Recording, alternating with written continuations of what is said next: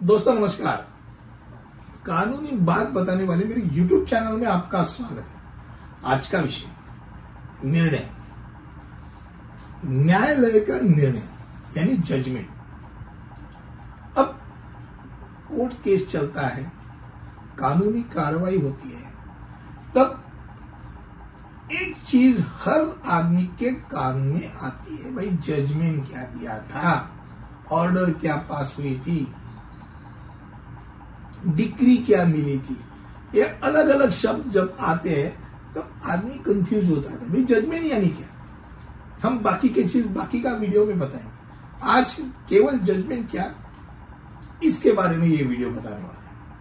अब पहली बात है, कानूनी कार्रवाई में जो न्यायालय निर्णय दे रहा है वो निर्णय के लिए तर्क संगत आधार क्या रखा है, उसने क्या प्रदान किया है, वो सब चीज वो जजमेंट में यानी निर्णय में आती है। निर्णय में तथ्य होते हैं, मुद्दे होते हैं और तर्क होते हैं, उसकी व्याख्या करती है, जबकि आदेश निर्णय को लागू करता है। ऑर्डर दी गई, पर भाई ऑर्डर क्यों दी गई, उसकी जो प्रक्रिया है वो जजमेंट में। किसी डिक्री या आदेश के आधार पर न्यायाधीश द्वारा दिया गया कथन, ये उसकी परिभाषा है। यानी दलीलें सुनने के बाद, साक्ष्य की जांच होने के बाद, अलग अलग कानून उस निर्णय के लिए जो विचार करने लायक है, वो विचार करने के बाद न्यायालय का राय, ये अंतिम अभिव्यक्ति है।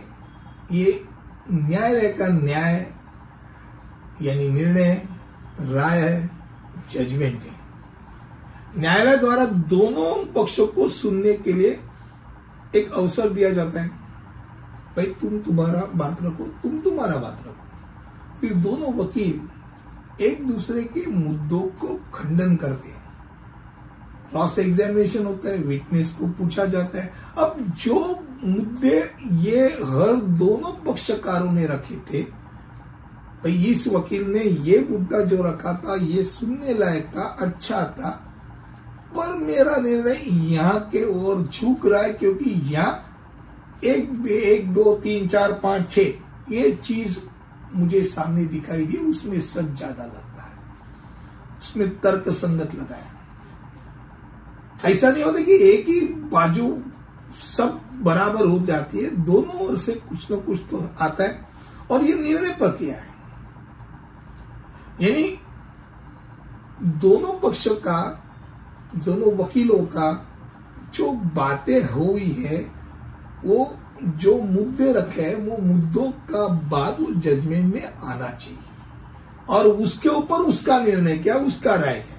ये भाई ये मुद्दा है, इसने ये मुद्दा बोला था, उसके ऊपर ये वकील के जो ओपोनेंट वकील है उसने वो मुद्दा रखा था, तो भाई जो मुद्दा है बराबर लगता है कि नहीं लगता है, मेरी राय क्या है, मेरी यानी उस न्यायालय की राय है।